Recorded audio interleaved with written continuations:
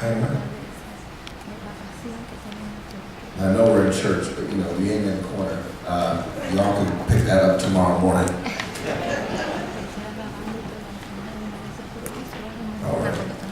All right, Mr. Vacula, you have 5 minutes, sir, for your second rebuttal statement. I'll begin timing when you begin speaking. In my opening statement, you might recall that I provided 2 distinct arguments: the problem of natural suffering, that the evidence of suffering in this world through natural means serves as a defeater to belief in God. You didn't hear anything about that from Pastor Brewster in his statement. I didn't hear an explanation for this. The second argument was the argument from divine hiddenness. Why isn't it that God makes himself obvious to all so that they believe? He says he presupposes the Bible. Okay, well, he can presuppose that, but we need an explanation for how he knows God exists. Pastor Brewster started saying that we're not here to argue about God's nature, but existence. Well, the nature of God is part of his existence. The question is, as he gave this definition in the beginning of the debate, he says that there is this all-powerful, intelligent being by which all gods exist. This is the qualities or nature that he's proposing. So he needs to demonstrate that this being with this nature exists. It's not just that a creator exists. It's not just that some being exists, but it's that this God exists. He needs to explain how that is. He says that I claim that God and the universe were similar. I didn't say that. I brought that up. I said that the principle of sufficient reason, the idea that effects have causes, that's based on what we know in this universe.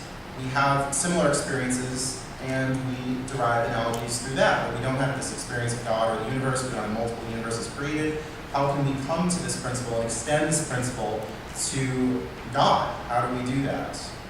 He says the law of cause and effect is elementary. Well, he can say that, but he needs to demonstrate that if he's going to use that as an argument in his faith. He needs to explain how he knows this law of cause and effect, as he said. He says every effect has a cause, except an infinite cause. He needs to demonstrate that in this debate today. How does he know that? I didn't hear an explanation for that.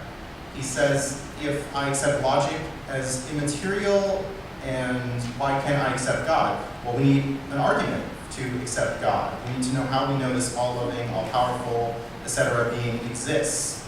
Merely accepting is not enough. We need an argument for this. He says God has provided people a way to contact him. Okay, how does he know that? How does he know that God provided that way, and how does he know that it's possible to contact God? He says he had a religious experience, and that's evidence enough for him. You can't tell someone who went to the moon they didn't go to the moon. Well, this is a very different situation. When someone goes to the moon, we can have this documented, and there will be no reasonable doubt that a person went to the moon. But with his religious experience, this is a very inadequate way, this faith position is a very inadequate way to arrive at truth. Many different people are using faith and arriving at different conclusions. They're saying their religious experience was Allah, their religious experience was Shiva, Brahman, whatever happened to be the case.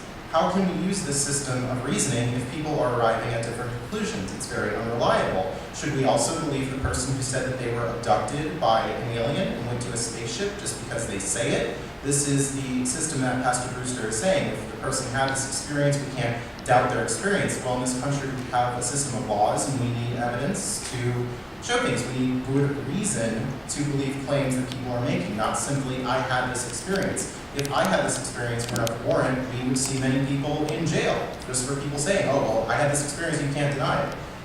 We can't use this. This is an unreliable means of reasoning. He said that faith was given by God. How does he know that? What is faith?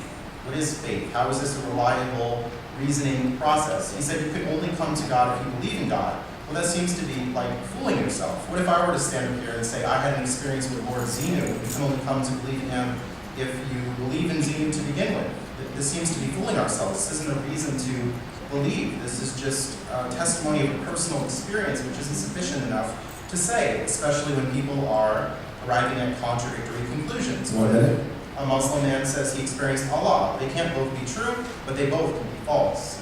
He says a utilitarian view is based on consequences. That's not a utilitarian view, it's consequentialism anyway, but it's not my responsibility to give an accounting of morality. He needs to explain how God exists if objective moral values exist or do not exist, whatever his argument is. He sets up a false dichotomy saying that morality is either absolute or relative. I don't accept this. He needs to demonstrate that morality is either absolute or relative. We need an explanation for that. He says society making its own rules will destruct. Well, this isn't the case. We make our own rules and we seem to be just fine. He says God communicates with him. How does he know that? He said that you can't explain logic. Well, it's not up to me to explain that. It's not the purpose of this debate. He needs to explain how logic leads to God, not just by asserting something or presupposing something. Thank you. Thank you, Mr. Vacula.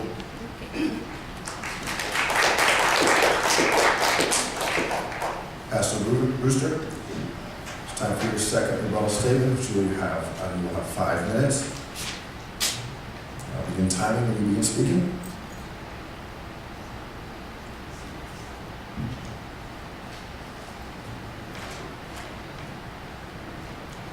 There seems to be confusion as to why it is difficult to understand that people being left to make their own rules could in fact be chaotic or dangerous.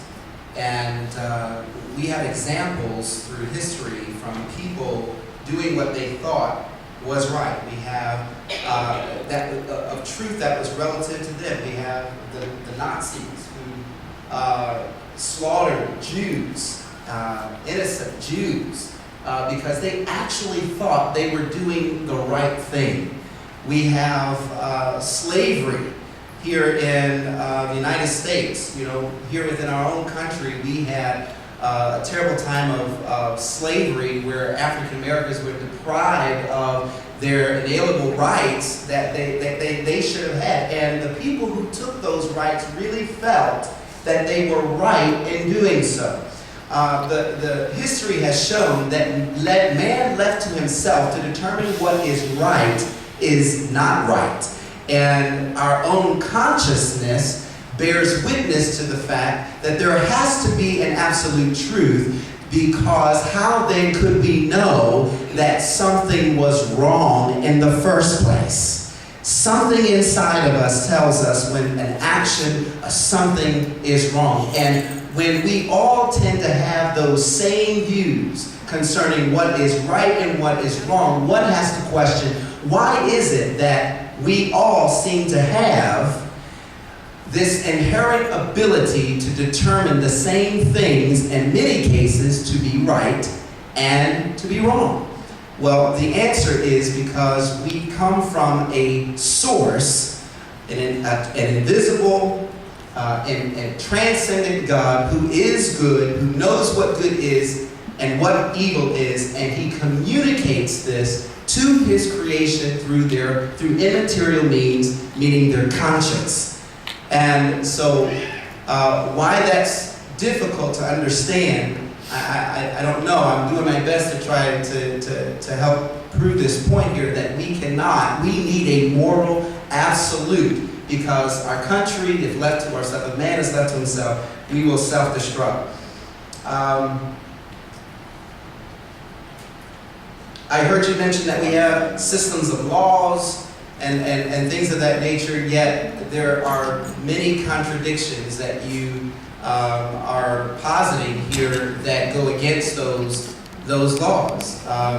Again, you asked for a law of cause and effect. I don't know, did I mention that already? So, I mean, the reason why we're here, what is the cause? Because we want to communicate or disseminate some information. That's why we're here. Okay? When people leave with information, that will be the effect of our cause for being here, which is to give them information. This is something that I don't know how else other to demonstrate. If God is a transcendent being who is immaterial, is it possible for one to ever locate him, is my question, using only an empirical approach? That is, wanting to touch him, see him, all using the five senses. If he is an immaterial God, how then can we use empirical means to connect with him only? That's a question that I have, and I would like to hear an answer for. Thank you, Pastor Brewster. Oh, is this a closing? And you, yes, sir. You will have 5 minutes for your closing statement. I'll begin time when you begin speaking. There are many questions that Mr. Vacula had in regards to the nature of God. And again, we can talk about a lot of these things. That's not what we're here to talk about. And it helps me to stay focused on the topic by keeping it and targeted in the direction of proving the existence of God. He said in his opening statement that he's here to defend that the God does not exist, and that he does not have sufficient evidence to prove that he does. And but I say that you've not really given us any reason to prove that he does not exist. In response to my argument today, many will probably have other logical arguments to refute mine. A very logical argument indeed. Logical. They're using logic and reason, things that are immaterial. Again, if it's very easy for you to use immaterial things like logic and reason, why is it so hard to use that same,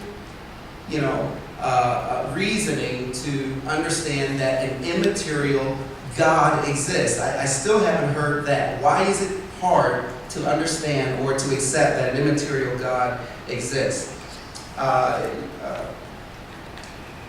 Naturalism cannot account for the laws of logic any more than it can account for objective truth, and empiricism could never know of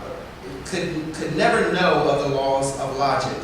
This system of thinking defies the laws of logic and is too shallow to ever bring one into discovering an infinite and transcendent Christian God that exists. This is the reason why so many non-believers are unable to discover the Christian God exists. It's like the fellow tormented by thirst who sees his reflection in a pool and admires his cosmetic veneer rather than looking beyond the mirror to the life-giving liquid that's in front of him. Jesus is the living water which if anyone who thirsts will find him indeed and drink freely as he may. But they have to come by the means, the immaterial means to reach him, because he is an immaterial God. And that is why he has given us the key. He said, I have given every man a measure of faith. You don't have to have a lot. You can have just a little. But if you would use the measure of faith that you use every day anyway, you came in here, sat down in chairs. You didn't know if these chairs would hold you or not, but you sat down in that chair. You didn't know how long these chairs had been standing. You had not first touched them, looked under, made sure the screws were there. You sat down. What did you use? Faith. You used belief in something that this chair was going to hold you. And so why not use that same faith, that same reasoning, and contacting an immaterial God? Anyone who will use that key that he has given, he has promised that anyone who seeks, they will find. Anyone who knocks, the door will be open. Should you use the key that he's provided, which is faith?